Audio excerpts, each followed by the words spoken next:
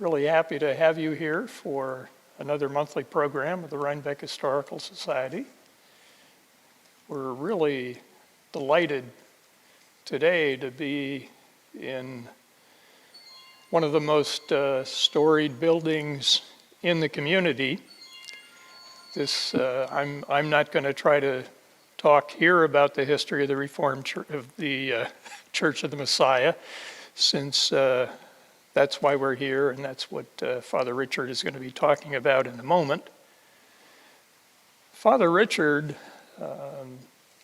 was ordained in 1985 and spent his first 3 years as a minister at St. John's Episcopal in Yonkers, then became the minister of Zion Episcopal, not too far away up the river from Yonkers in Dobbs Ferry, where hardly seems young enough to have already served 22 years there before he came here to Rhinebeck in 2010, and has been here, as we all know, since then. Before Father Richard speaks about the windows in this church and the context for those windows, we've got the opportunity here to, by the way, Father Richard was married in this church soon after he became minister here in 2010 to Tim Lewis. Tim is the church's organist, and we're very fortunate to have both of them here today. And I'm going to have Tim actually play a piece for us as an introduction before we hear Father Richard. I don't know, Tim, if you wanted to say a few words about the piece. Maybe I'll just take that little thing there. Okay. Down, or maybe here. Yeah, it'll come down. Let's go over the other side. I'll stick it through here. Perfect. Very good. So, welcome everybody, and I'm so glad you're all here. And I was thinking this afternoon that of all the people I've talked to about this building and the organ, and we do it not a lot, but with some frequency now it's been restored. But I think you all are probably the best equipped to understand what's happened here, what was done, and understand that what we were able to do through the generosity of a lot of people in the community was to do a restoration of this building rather than a rebuilding or a whatever. So of paramount concern was the integrity of the building and also the integrity of the organ. And that is in large part due to Nancy Richard, who I'm going to nod to here and say thank you for being here, because Nancy really supervised this project, and it was a tremendous amount of work for 2 or 3 years, and also in the middle of COVID, we figured it out. But the point being that what we can do now through the glass, through the building itself, and particularly I think through the music, is a little bit of time travel. In that when we restored this organ, it was very important that it sound as it had in 1921, not a modern recreation of what was here. So we made a couple of very subtle additions to it to make it more versatile. This is not a museum, it's a wonderful, thriving church. So that had to be paramount importance, but at the same time, what we had to do was to maintain the integrity of the instrument that is here. So, long story short, this was built by Ian Skinner in Boston in 1921. It was a gift to the church by Vincent Astor, who was the son of John Jacob Astor, who died on the Titanic, and it's a memorial to his father. There were a couple of things, and the only way I can conceive of it is I think there was a little bit of friction between the parish and the Astor family when the organ was being installed. So there are 2 sets of plans for this instrument. One, which is the instrument you're going to hear today, and there's a slightly different, slightly smaller instrument, which was what was originally installed. So when we came to doing all of this, we went to Missouri to a firm called Quimby Pipe Organs. They had just restored the organ at the Cathedral of St. John of Rhine in New York and know more about these antique E.M. Skinner instruments than anybody. And what we were able to do was to use the original specification, put that right, and use, more importantly, original Skinner parts. So that when we added pipes and sounds to this instrument, we added sounds that were available in 1920. So that's where the time travel comes in. This sounds as though, nothing was done to it, except that it was made playable, because when I arrived in 2015, about a third of it was not working. So, I can answer some questions later, but we've got a lot of stuff here. But what I'm going to do is play a piece for you which will sort of take you through everything the instrument can do in about 4 minutes. And it's English, music of Herbert Howells, who was the organist at Gloucester Cathedral. And the reason we're playing English music is because the Astor family, although it was, 125 years after the Revolution, they were still looking to England for cultural inspiration. And an American organist was not good enough for here. So they hired an English organist from Coventry, and he founded the first residential choir school in the United States, in a house over on Market Street here. Choir sang 4 times a week. The boys were paid and given a first-rate education. And then eventually, Norman Jeff, who was the organist, went on and finished his career at St. John of Rhine in New York. He was one of the best organists of his day, and the Astors weren't fooling around. But when they had to get him from England, they said, come, start the school, and we will build this instrument for you. So he, being British, put a very English spin on an American organ. So this sounds far more English, and there are subtle differences, and we can get into that at some point, but not right now. But it's far more English than an American instrument, and the only reason that's important is that once we restored it, they set it up like an American instrument, and it wasn't right.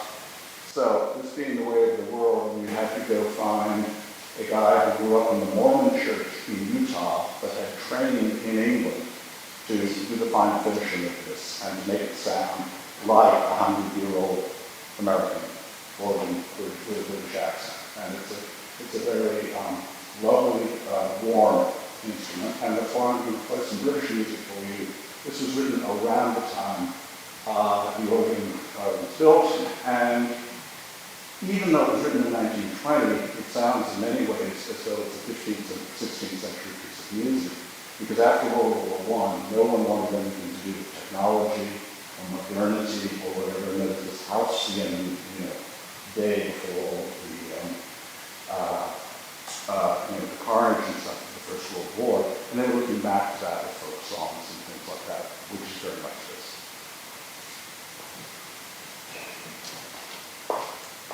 Speaking of technology,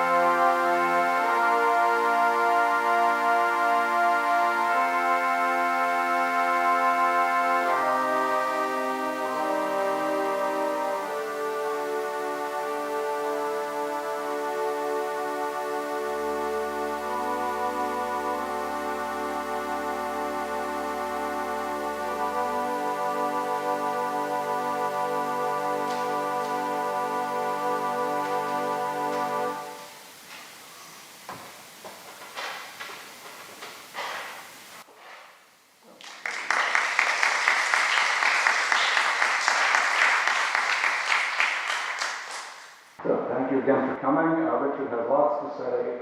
If you want to, and I'll answer one second.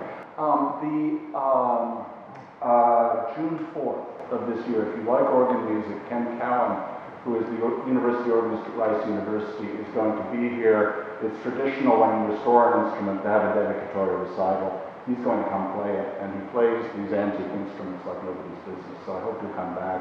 It's a gift to the community by the church and Quimby Pipe Organs who restored this, and it's free and open to all. So, How many pipes? about 3,200 and something. And just a small fraction is here. It goes all the way back to the outside wall of the church on this level, and also the floor level, and then also the basement level.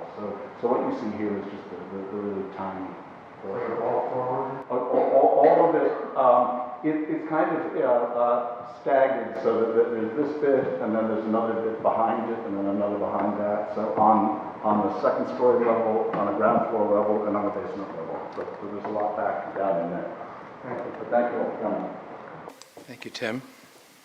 Let me see if I can get this.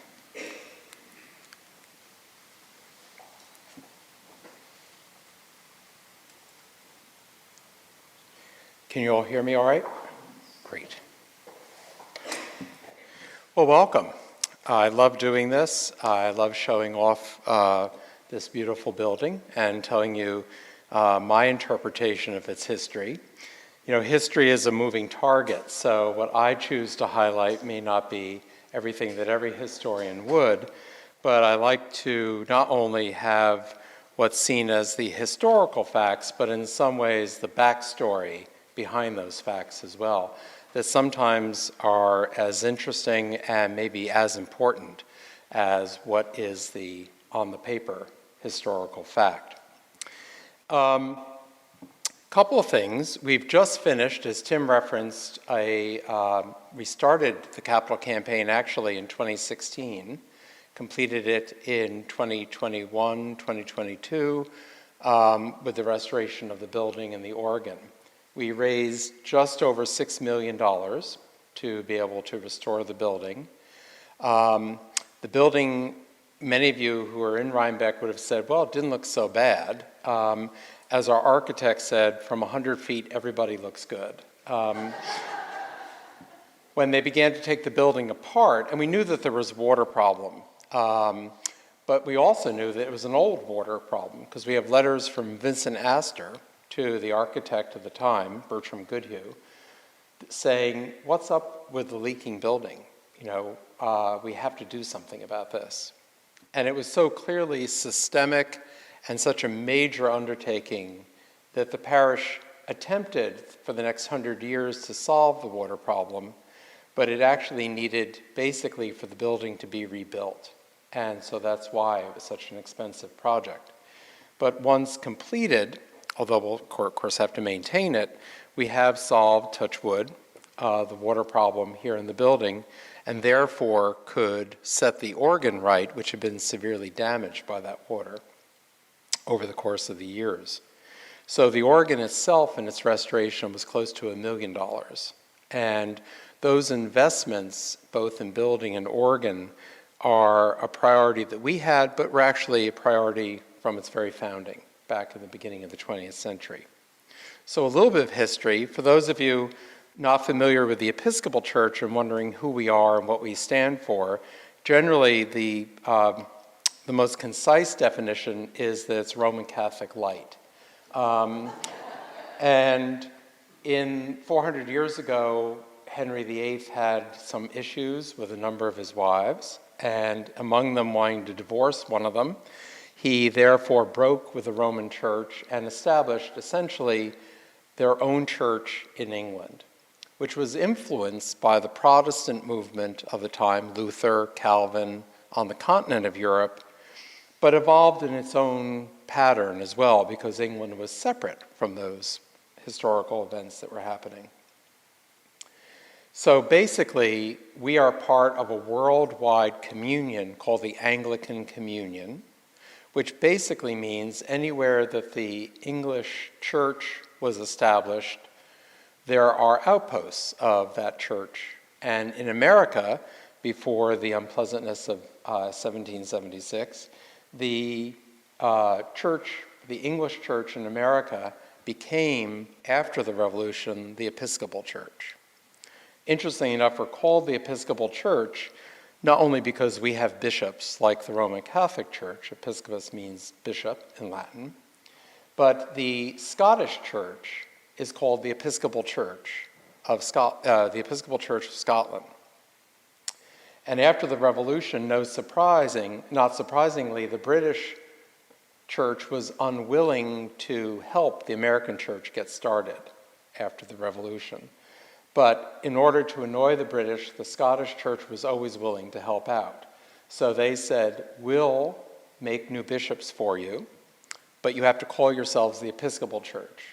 And that's why we get our name through Scotland. That's different from the Church of Scotland, which is Presbyterian, but I'm not going to make that a confirmation class for you all. So the Episcopal Church was a latecomer to Rhinebeck, and indeed to the Hudson Valley. The more predominant churches were the Reformed Church, the Lutheran Church. Those were the churches, because of the Dutch and German settlers, there were many more of those churches of that denomination. But in the 19th century, there were certainly early English churches here in the valley, but generally we were not as predominant in the Hudson Valley. And so here in Rhinebeck, the Episcopal Church is founded in 1852. And it was initially supported by the congregation at St. James Hyde Park, and then Rhinebeck being Rhinebeck, it wanted its own church, and so they built an Episcopal Church here. The original church building still stands. It's Good Shepherd Church on East Market Street. That was built and housed the Episcopal Church for 50 years. The change that happened between the building of that shingle style, very country church look, and this building was the advent of the millionaires in Rhinebeck. So by 1900, Rhinebeck and other towns along the Hudson Valley were very popular for the Gilded Age millionaires to build their country estates here in the Hudson Valley. And Rhinebeck, of course, was no exception.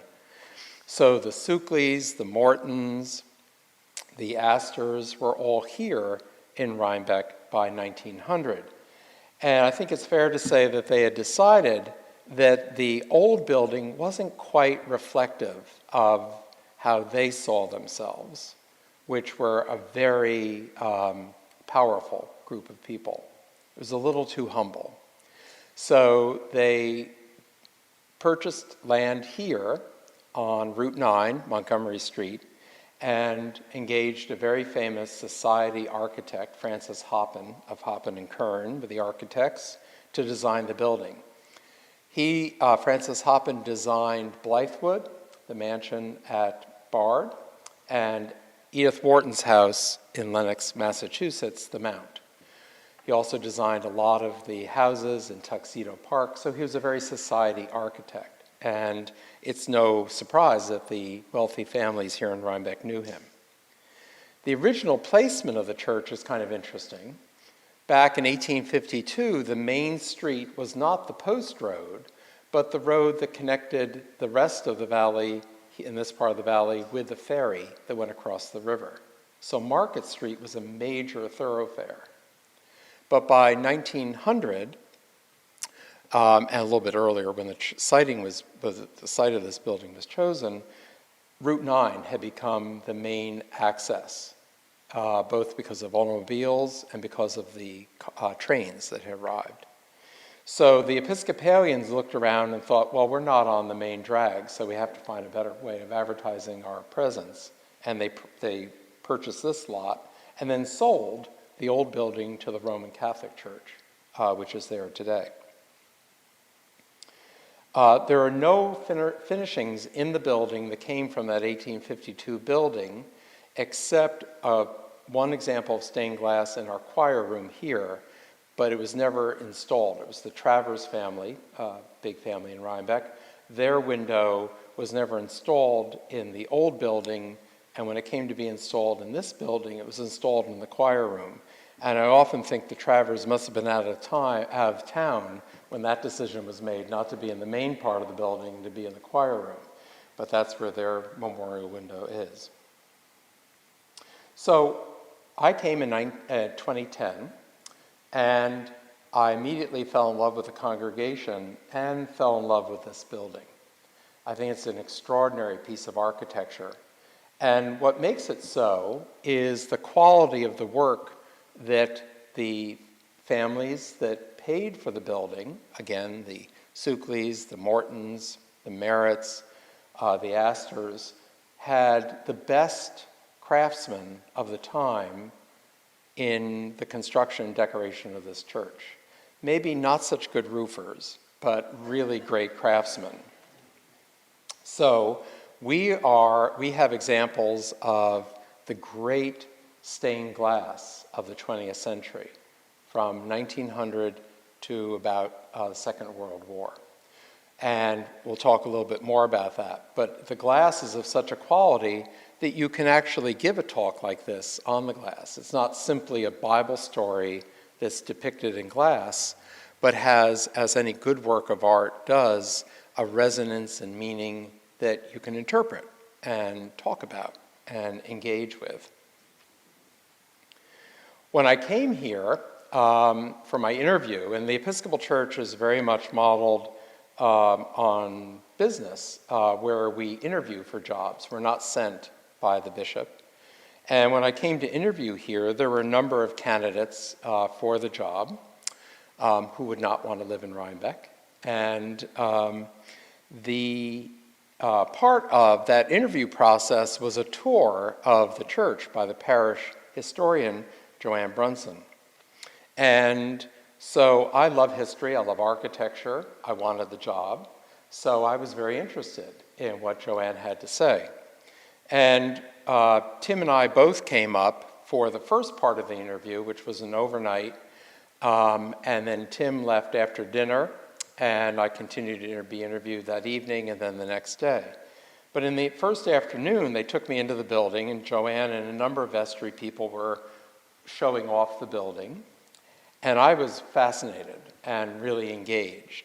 And one by one, you could see the vestry kind of peel off as they saw this was going to be a much longer engagement than they had planned for that afternoon.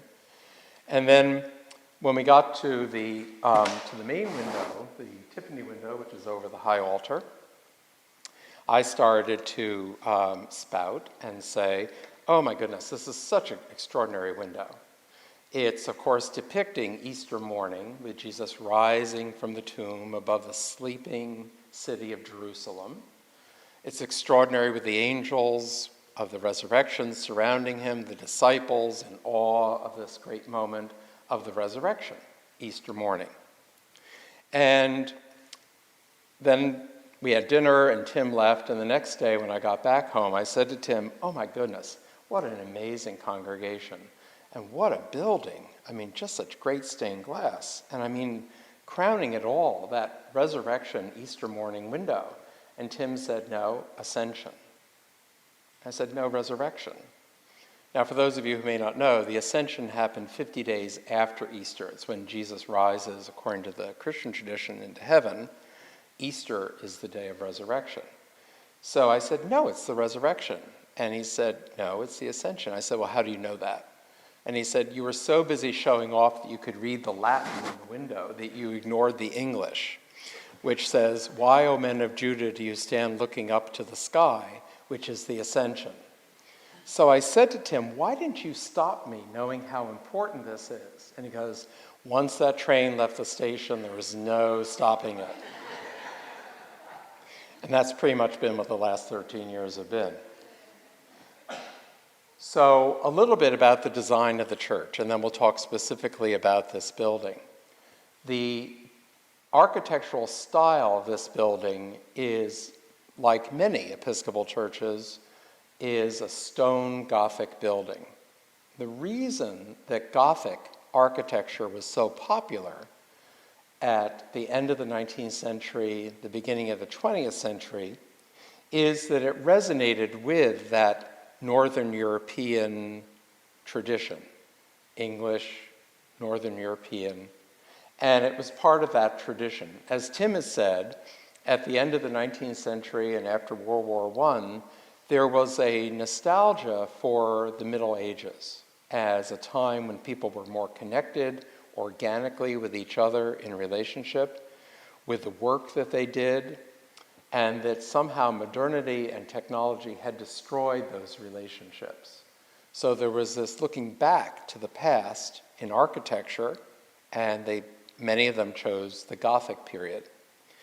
If you've ever walked through a path or a drive that has trees on either side of it lining it, look up, and if you look up, you'll see a pattern that's formed as an arch where the trees meet. And that pointed arch is said to be the inspiration for Gothic architecture. And you see it in this building over and over again. A basic architecture truth is if it's a pointed arch, it's Gothic. If it's rounded, it's Romanesque. And we're Gothic. So it's a Gothic building designed not after any particular English church building, but in the style of an English parish church. But the Astors being the Astors and Rhinebeck being Rhinebeck, they didn't want just any English style, but it's actually modeled on a cathedral, like a small cathedral, where you all are sitting in what's called the nave, so called because if you look up, the ceiling should resemble the bottom of a boat. And Latin for boat is nave, so this was called the nave. This part of the building this part here is the choir or the chancel, and then the sanctuary is where the altar is. The high altar is here. And clearly one of the major architectural components of the building is the choir. This was meant to be a church of great music, and that's why the Astors, when it came time to install the organ, put such a world-class organ here and established, as Tim said, the first residential boys' school for choir music in the United States. Unfortunately, it only lasted a year or two. St. Thomas's Fifth Avenue, for those of you who may know that church, has a very ongoing, famous boys' choir school, still to this day. Ours didn't have quite that longevity, but it didn't keep them from trying. So the architecture of the building with stained glass is meant to, all of it is part of a Gothic tradition. If you look around, you'll see many natural forms. The ends of the pews are enfolded acanthus leaves. Acanthus leaves were an ancient symbol going way, way back before the Christian era.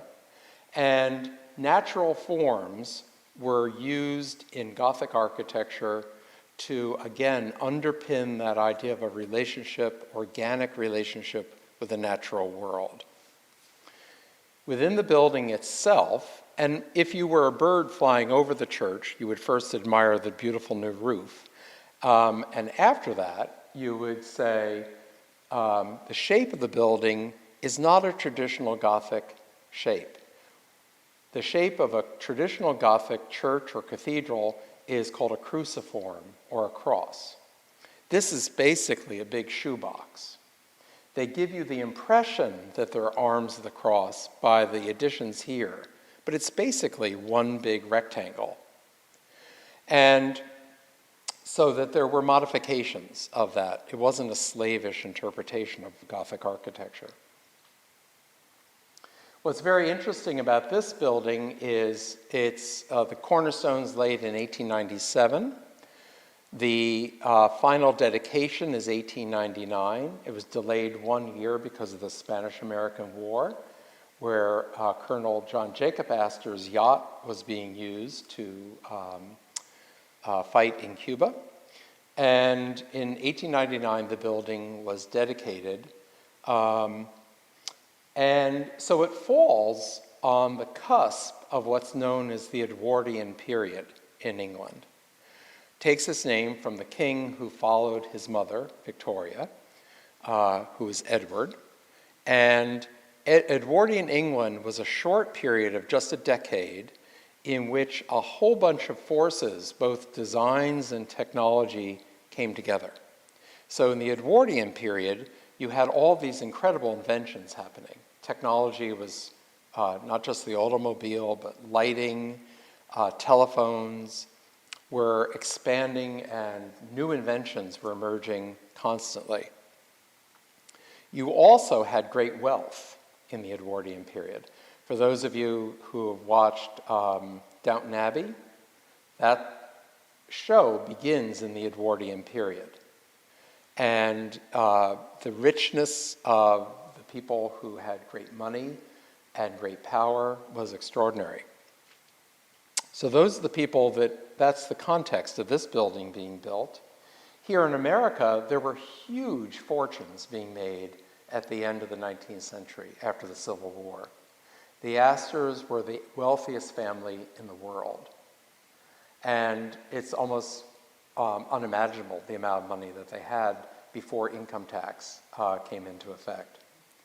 And so they wanted to, because that money had been made relatively quickly, and they still admired English culture and European culture, they needed to have some credibility here in America, some kind of heritage that was lacking in years, but they had plenty of money. So they consciously sought to make signs or examples of their great breeding and taste in buildings such as this. So the actual architectural style is very unusual. There are very few churches that look in the interior the way this one does. The main part, the nave, where you're sitting, is comprised of honey-colored Philadelphia brick, which is very unusual for a wall covering. And then below that is oak wainscoting, and above it is a cypress ceiling. The exterior stone was actually quarried here in Rhinebeck on Tater Hill. And the stone was brought here. I believe probably there was some vestry person who owned that quarry, and that's why we got Rhinebeck stone. But it's nice to know that the stone that's used in the building came right from our own town here. What's very unusual, and we'll come back to this, is that if you took all the pews out, if you can close your mind for a moment, imagine the pews gone, and this just being one big room, I think it would resemble a huge banqueting hall in an English manor house. The wainscoting looks like something you would find in one of those great stately homes. And I think, although we have no record of this, and this is the imaginative story, I think that the conception was that the stained glass would be like tapestries or paintings put on the wall of that banqueting hall. And a collection would emerge through the generosity and the resources of those families who would want to be commemorated with great stained glass. So undoubtedly, the greatest stained glass that we have is this, the main window over the high altar, which is Tiffany and Company. At the time, Tiffany and Company was the preeminent stained glass maker in America, without question, if not the world. And this is an extraordinary example, and I'll grant this the Ascension, but it's still a great window. And it depicts Jesus rising up to heaven. The Astors were pretty humble in terms of their getting credit for this building. There isn't a huge number of very obvious dedications. Instead, they were more subtle.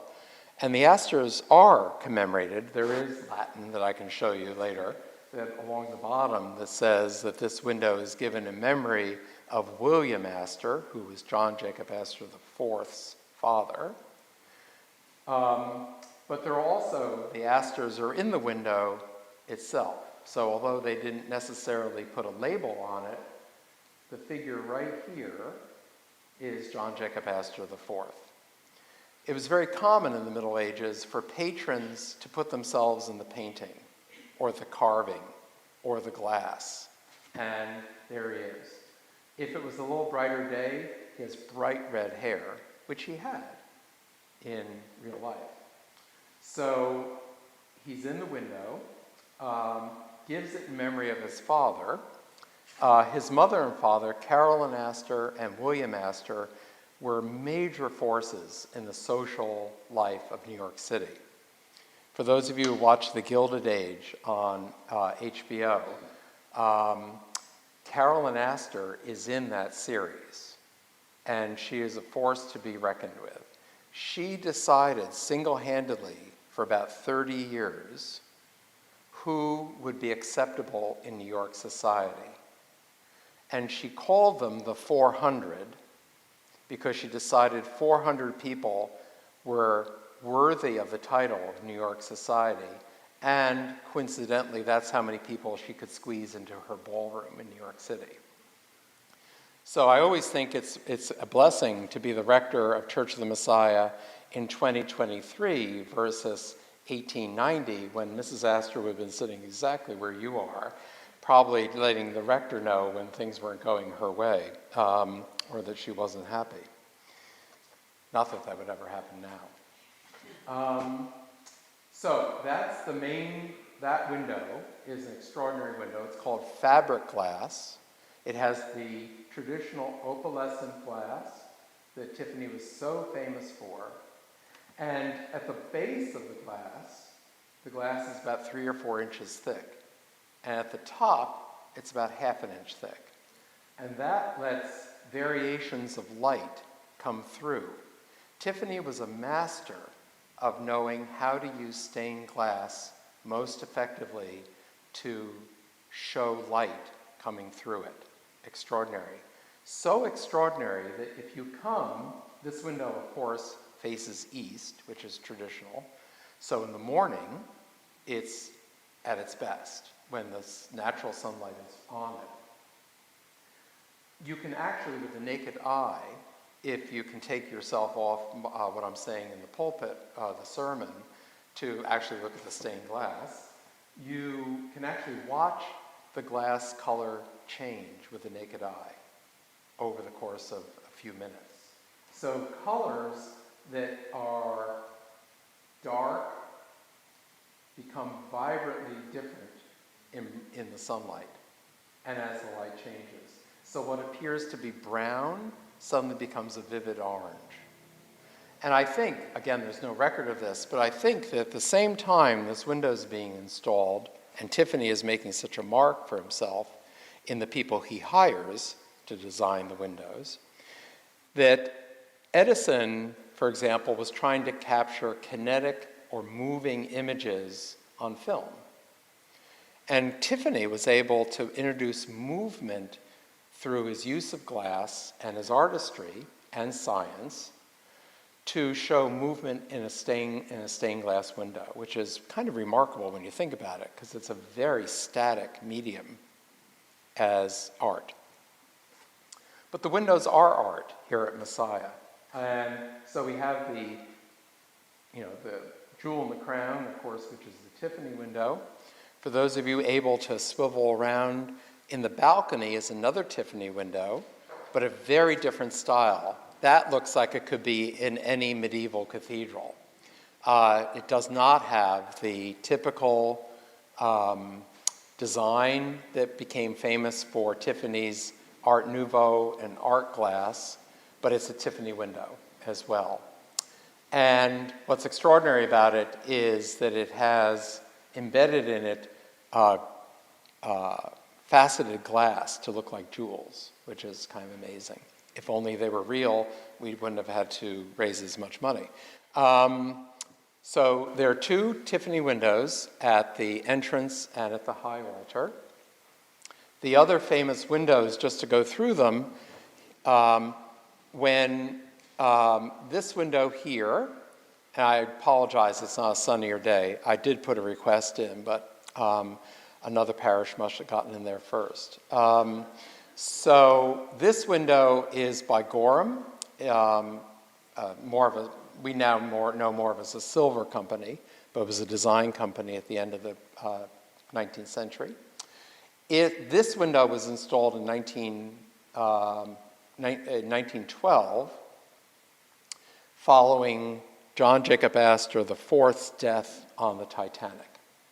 So Astor dies, his wife, Madeline, survives, and has the baby that she's carrying, she's pregnant, in August of 1912.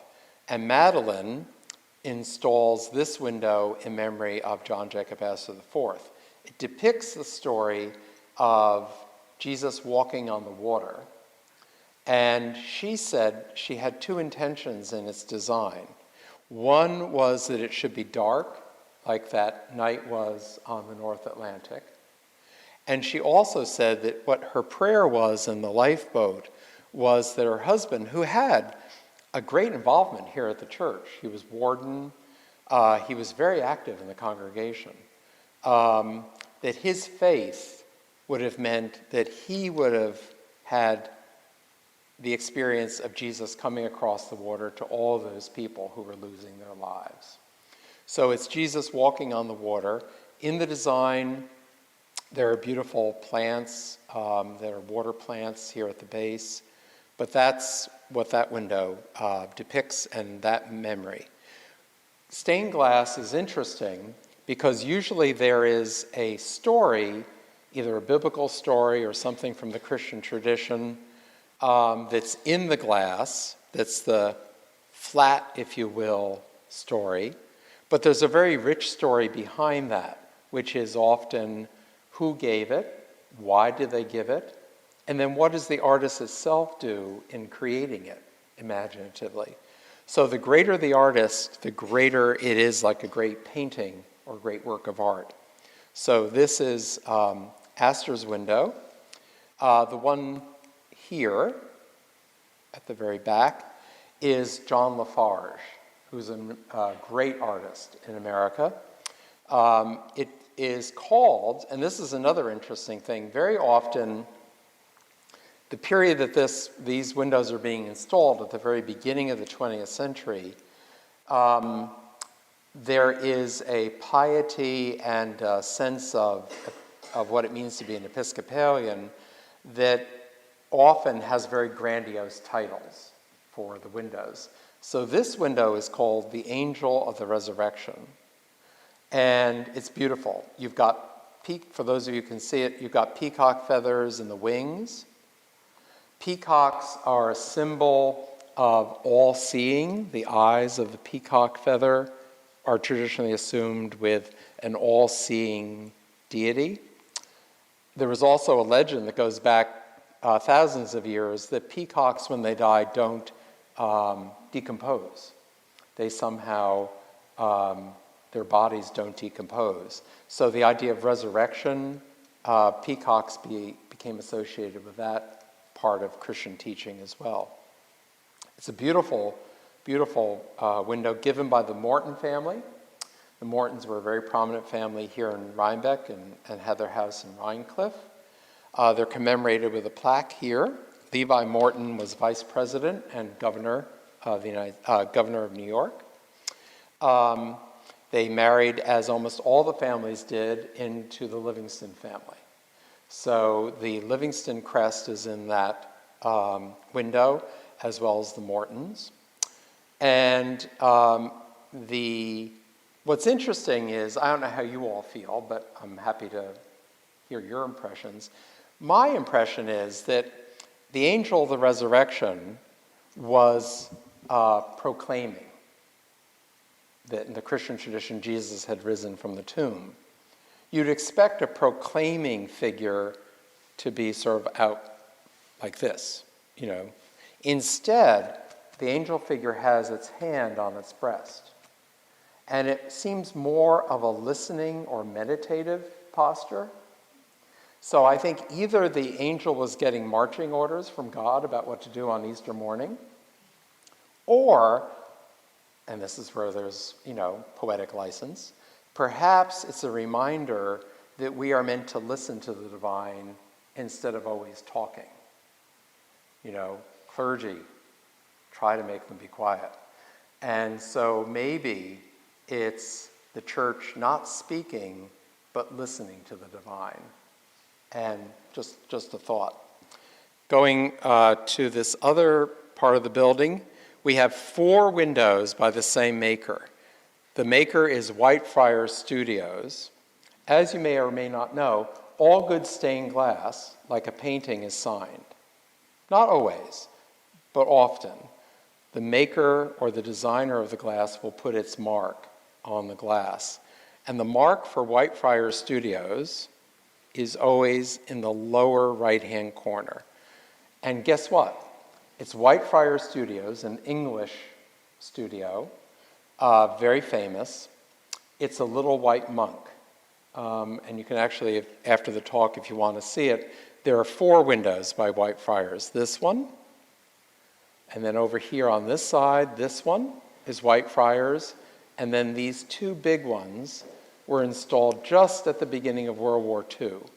And they were the last glass installed in part of the church proper. So those are all 4 by the same maker, Whitefriars Studios. Whitefriars Studios was the oldest glassmaker in England. They went right back to the Middle Ages. Just before World War II, they built a new factory.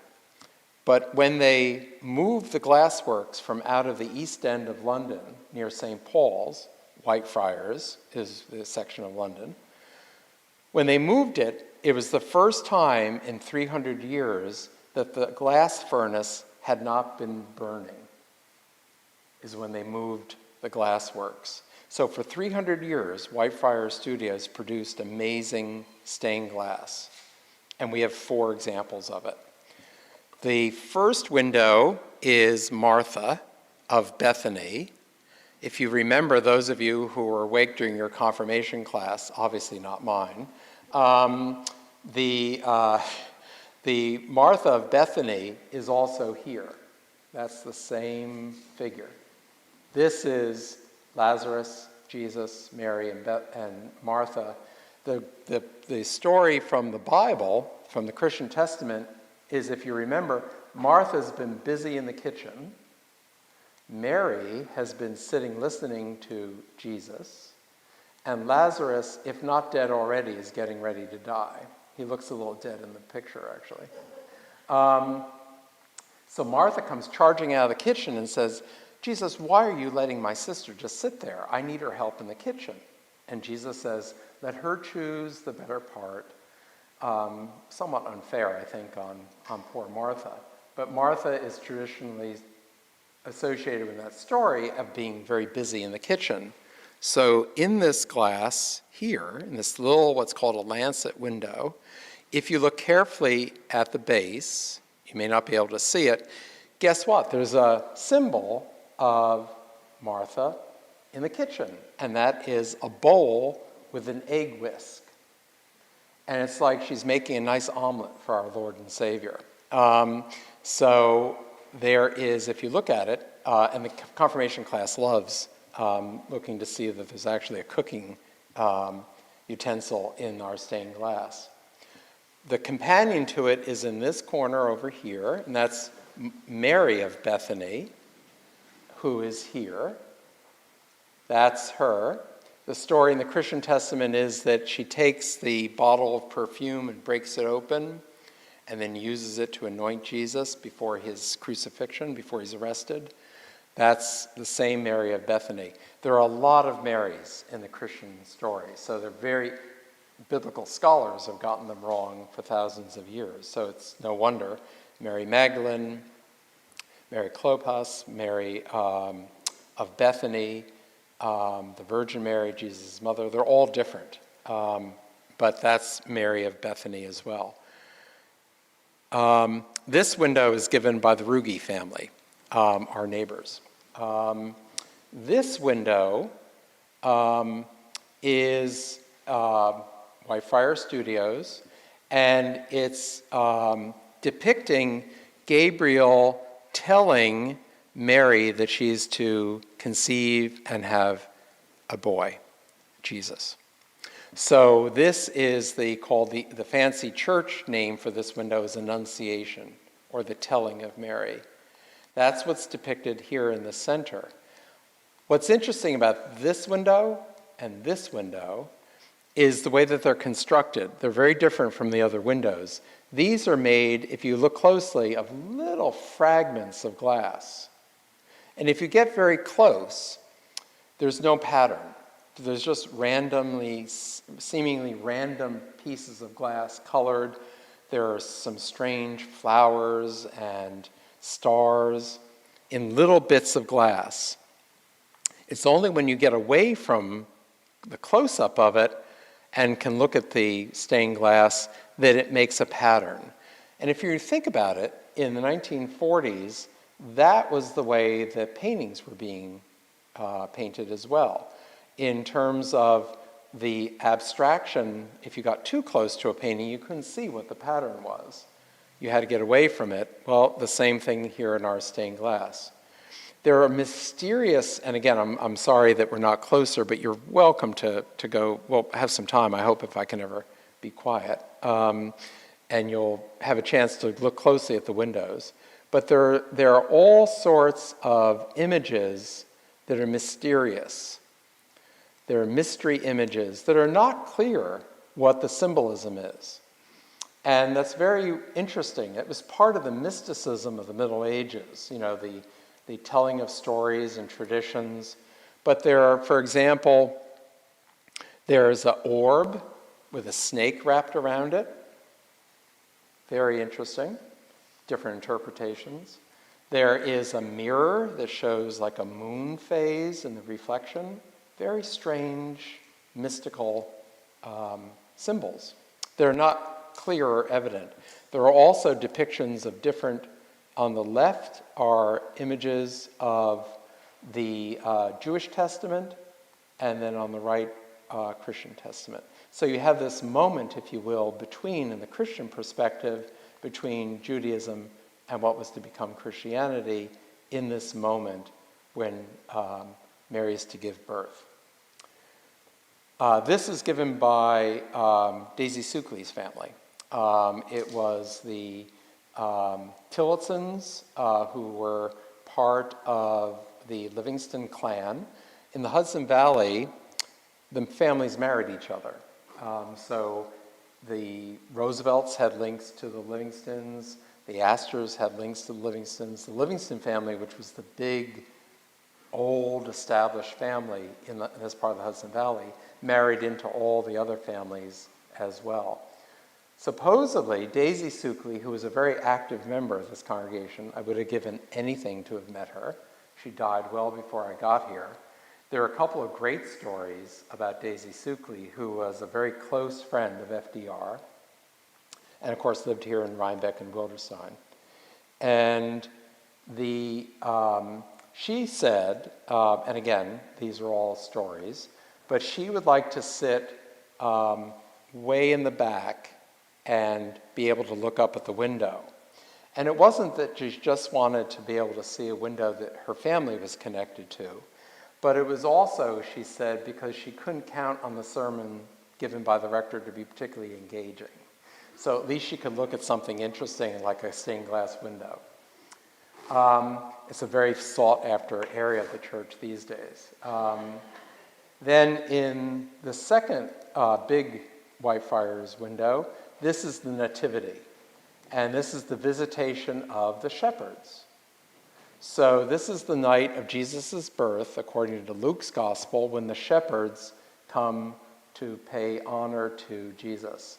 What I love is that these are clearly Rhinebeck shepherds, because they're very well dressed. And they have very nice boots, if you look here. No sandals on these shepherds. They're very well kitted out. And again, this is actually a family, I believe the Robbins family. This family is in memory of a young boy who died, who was only 12, I think. And what I think is interesting is how interesting that they chose as a theme of the window the birth of a boy and the anticipation of what that boy's life would be like, and then their own reality as a family with losing a boy who never matured into adulthood. It's also a Masonic window, and we know that through the Masonic symbols. So there are various symbols, like the pyramid with the eye, it's on our, I think it's dollar bill. The Masonic symbols that are part of our history are contained within this window. Again, mystery symbols, and if you look closely, made up of very small little bits of glass that when they're all put together create a pattern. And by the way, I'm fine with interruptions, so if you have a question, if I haven't been clear, or if you have a question that occurs to you, by all means, stop me, and I'll try to answer it. Because if I try to remember a question, it's gone forever. So this window and this window are by the same makers, Lamb and Company. Charles Lamb was a student of Louis Comfort Tiffany and then opened his own studio. And it's a similar, if you look, it's a similar pattern to the Tiffany window over the altar, but without denigrating it, maybe not quite as sophisticated as the Tiffany window, but very, very beautiful. So these two windows are given by the Baker family. Now the Bakers were a family here in Rhinebeck that lived at the Creed-Ankeny estate on the way to Rhinecliff station. And the Bakers had a daughter. The chronology is this is the earlier window and this is the later window. This window, the earlier one, and again, we have it covered for the moment, but this one shows a figure on a throne holding a book and about to step off, if you look, the throne into our world. And the title of this stained glass, its official title by Lamb Studios, is called Religion Enthroned. Now, those of you who know Episcopalians know that they had Episcopalianism in mind as the religion enthroned, but it probably is about something else as well. And that is, I like to think that this figure, and again, this is interpretation, but this female figure is holding a book and therefore implies wisdom. And it's a female figure. And in the Jewish tradition, the figure of wisdom, ruha, or spirit, what we in Christian tradition call the Holy Spirit, in our tradition, is female. So I like to think that this is the figure of wisdom. And she has two attendants. Now here's the backstory of this window. The backstory is Mr. and Mrs. Baker had a daughter who died in childbirth as a relatively recently married woman. And it was a terrible tragedy for the Bakers. So they gave this window in her memory. And I've often wondered, I think Mrs. Baker in particular, who then this is her window given in her memory, how did she come to a reconciliation of her faith with such a terrible loss? What wisdom did she gain in being able to manage that kind of a loss? And that's true of many of our stained glass windows in our own churches, or other traditions, that there's often a very sad, terrible story behind the window. And that window reflects, possibly, part of that story or that sadness. And we know that in this case because guess what the attendants are carrying? Orange blossoms, which are the flower of marriage. So it's a newly married woman. Again, I do apologize for fact, you can't see it terribly clearly. Up here, there are branches that go up in the glass, in part of the glass. You can see the stems right here. Those branches are magnolia. And in the language of flowers, magnolia stood for innocence. And they're unbloomed, there are magnolia blossoms up here, because of her life just having not unfolded yet. So all that's in the window because it's such a great example of art. At the base here, you've got a crossed sword and a palm, both symbols of power, and they're kind of laid down in the coming of wisdom into our lives. And I didn't fully understand this window until I came across Bobby Kennedy's eulogy for his brother, JFK. And in it, he quotes the Greek poet Aeschylus. And he says, "We come to wisdom through the slow, steady drop of grief, and find peace finally in that wisdom, having had that experience of loss and grief." And I thought, well, that's what I think is being said in the window. This window, again, shows the story in the gospel where Martha, Mary, Jesus, and Lazarus, Jesus' best friends, we're told in John's gospel, he's visiting with them, about to have dinner and doing some teaching. What's kind of fun is that I think Mary looks extraordinarily bored, as if she's heard this, several times. Lazarus, who is to die, looks like he's well on his way. And Martha, for someone who's been hot in the kitchen, looks strangely demure. But what's, for me, most interesting in this window is the background. Now, you would think Bethany is a place in Israel. And does that look like Israel to you? To me, it looks a lot like the Hudson River. And how interesting that, first of all, I think if you ask anyone from Rhinebeck, where is the promised land, they would point right to where we are. But there is the bringing in of the landscape of the people who are involved in the window into the window itself. Not unlike Astor being put in the window, literally. The bakers chose to have a landscape that they loved and saw and felt connected to in their window. What's very interesting is it's given in memory of Sarah Ann Baker by her husband, who remains unnamed. What says to me is women were really important in this congregation. So much so that the husband may have paid for the window, but the one who is honored is the wife. And that's true in our tradition. So those are the windows. I will point out these windows, I'll come back to that matriarchy in a minute. These windows here are very different from others. They're meant to be part of the wall or screen between the choir room, which is on the other side. When the church was built in 1897, the plans do not include a parish hall, no church school. The only 3 rooms, if you will, of this building, well, 4 if you count the bathroom. The Astors did have to have a bathroom inside.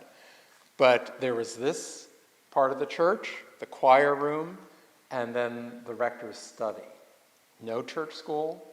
The Astors said at the end of service, they weren't interested in having coffee cake with other people from Rhinebeck. You were expected just to go home. Now, beginning in the 1950s, when we built the parish hall, coffee hour is often, in the Episcopal tradition, called the 8th sacrament. But this was designed to let light in through this wall. But what's interesting is the Astors had what's clearly a strong connection with England.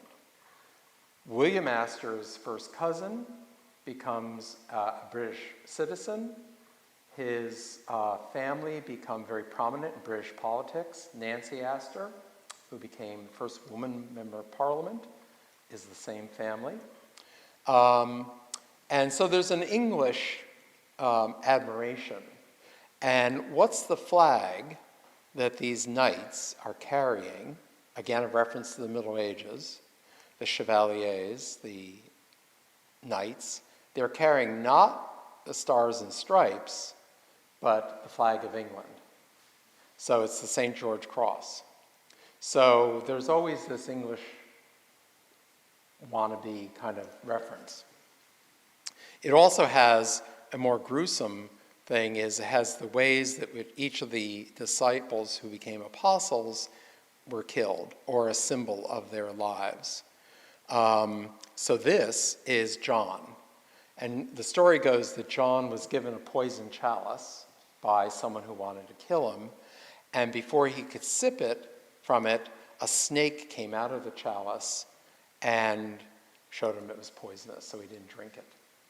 So that story gets incorporated in these little symbols here. So let me just pause to say a little bit about our history, and then I'll stop and take some questions. And you've been very patient, because as you know, put the quarter in and I can't stop. But the role of women in this congregation has been very important. Of course, women were not ordained in the Episcopal Church to the priesthood until the 1970s. But that didn't mean that women had a very important role here in churches like ours. So part of the history of Messiah's history is in World War I, and by the way, I neglected to point this out. I'll go back to architecture for 1 minute. This area of the building, from here out, was completed. The windows installed by Tiffany and Company as the building is finished in 1898. But this part probably looked like this. And instead it has white plaster. And again, wainscoting.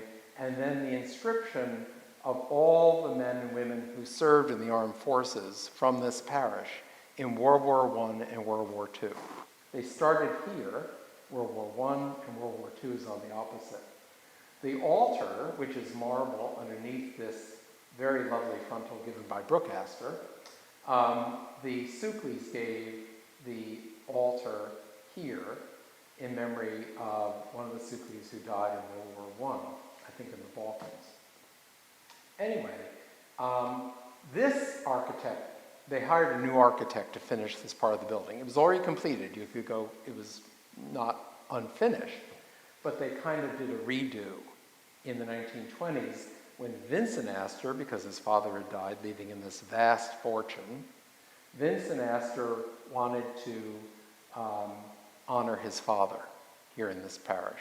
So he hired the greatest architect of the 20th century, Bertram Goodhue. The company of Cram and Goodhue are very famous for beautiful churches. St. Thomas's Fifth Avenue is one, St. Bartholomew's is another. Great, beautiful buildings. They hired Bertram Goodhue to finish it, and look what he did. He decided this brick was kind of old-fashioned, and the real 20th century way of doing Gothic was white plaster. So if the building had been built 50 years later, we would have had white plaster, not brick. It's just an interesting, there are two styles subtly married together. So this, they decided, much to my regret, to lower the pulpit by 6 feet. Wouldn't it have been great to have you 6 feet taller up in the air? They felt that the pulpit was a little high. They installed the organ in this part of the building. It's a 3-story building, 3-story space that goes into the basement here and above. And that houses all the organ works. The blower, for the pneumatic blower that feeds air, which produces the sound and the music, is in the basement. And it was we didn't need to replace it. It was still working. So in the 1920s, when this is finished, it's dedicated in memory of those who served in what was called the Great War. The parish had people from Messiah and Rhinebeck who served in France even before the United States was in the war. And they volunteered to fight along with the English and the French. And a number of them, there were men and women from our parish who did that. One of the Merritt daughters, for whom the bell was given in Thanksgiving for her safe return from Europe in World War I, was an ambulance driver. So women and men both served. Their names are carved here.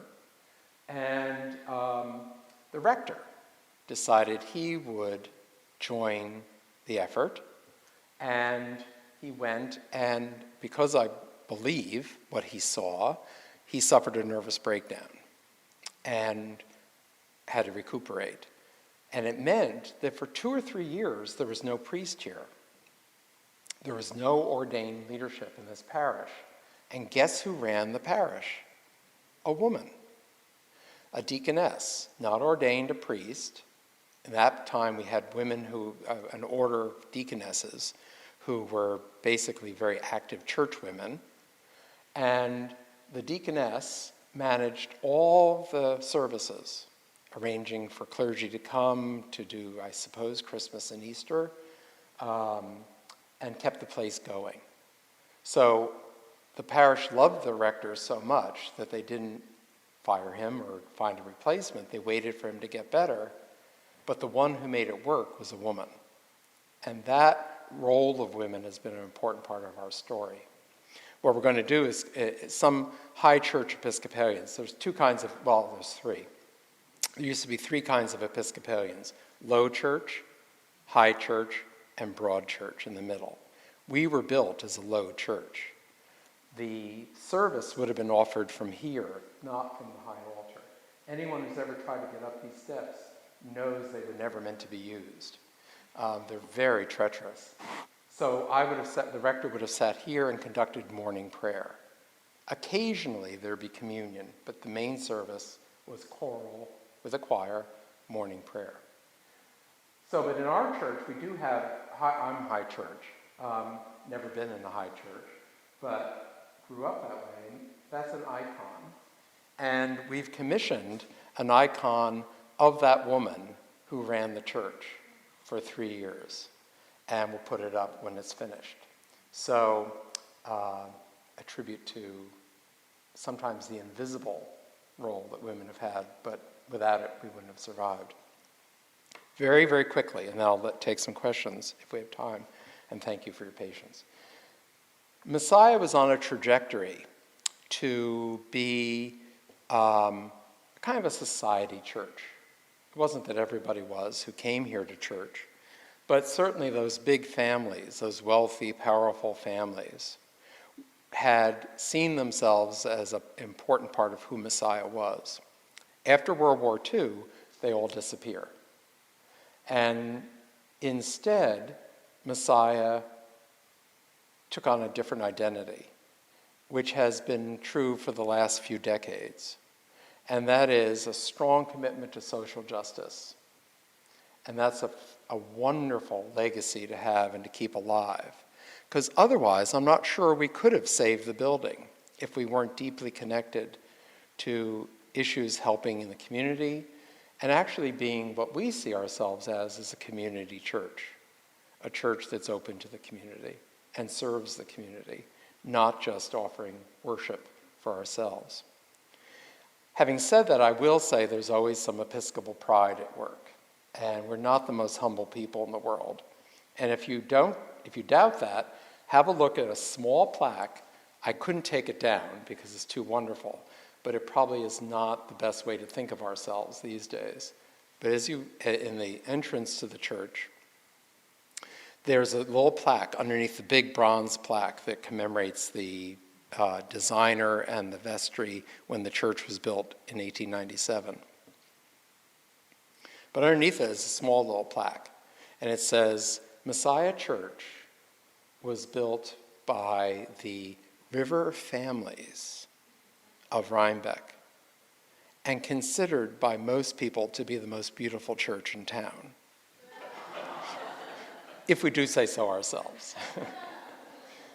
So the pride in the building is something that is wonderful, but it's not the whole story. And we wouldn't be who we are without ministries such as the food pantry, our ESL program, the many ways that we, I hope, continue to be present for the community in the century to come. So thank you.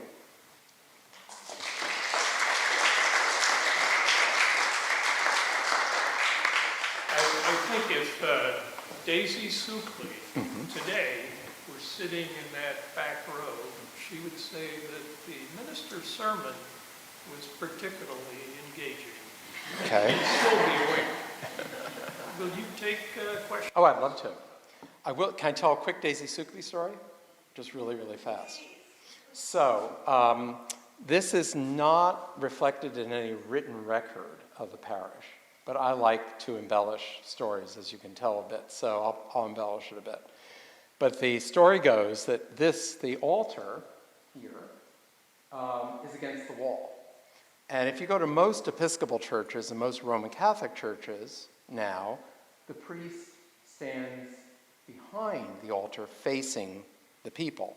Well, we never changed that. That's still in the original position it was built in, which is if I were to celebrate communion from there, I'd have to face the window with my back to you all. That was something that after Vatican II, in the Roman Catholic tradition, changed. And so the Episcopal Church, a few years later, also embraced that idea. So in the 1970s, Father Prutton, who is here, decided that and the vestry, that they would move the altar forward. And so the priest could get behind it. I don't know how they thought of doing it because there's really not much room. But maybe Father Prutton was thinner than I am.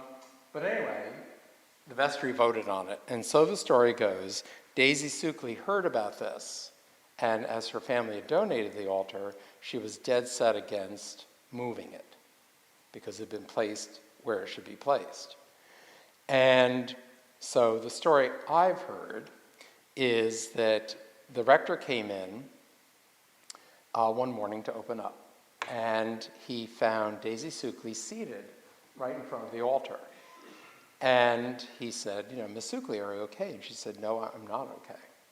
And he said, what can I do? And she said, well, you can promise me that you're not going to move the altar that my family's given.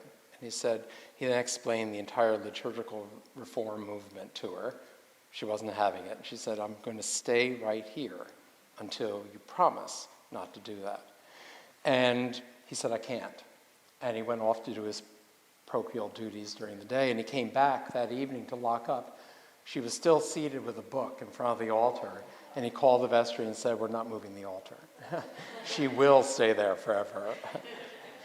So whether she thought of doing it or actually did it, I like the fact of thinking her sitting here. She certainly was very active in the congregation. Some questions? Yep. What were some of the major construction challenges you had in the restoration? That's a great question. I can say this to you all now that we've done the construction, but there was nothing holding the building up but gravity.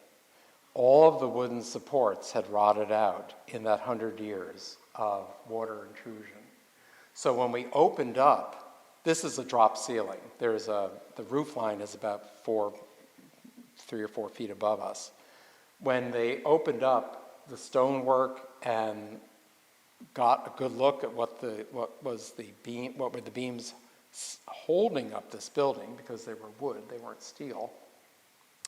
Nancy can attest to the condition of them, which were like. The edges had completely disappeared wherever it had, so there was a sag in the middle of the roof because the beams had started to descend so that they would meet the parapet wall front side of the nave.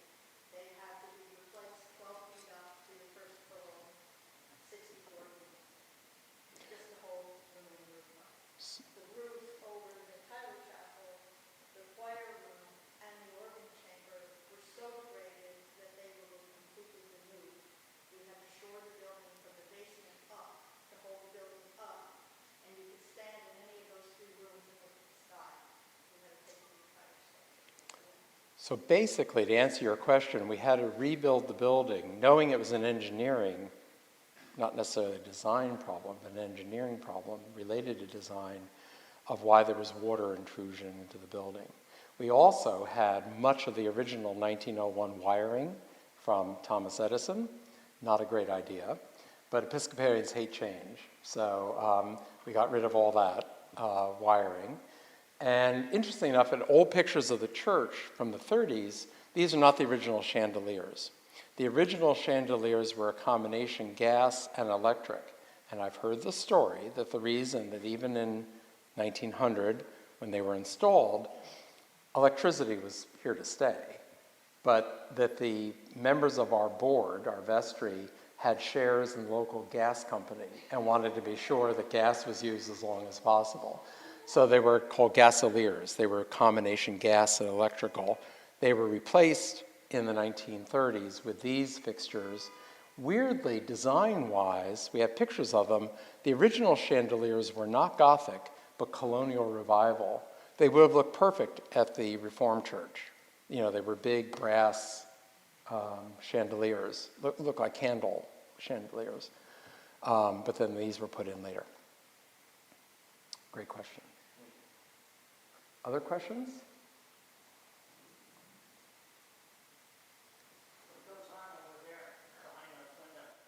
Magic. So this is the choir room. And you're more than welcome to take a peek. So that's where Tim rehearses our choir. We have a great choir. We have paid section leaders from the Bard Conservatory every Sunday morning at 10.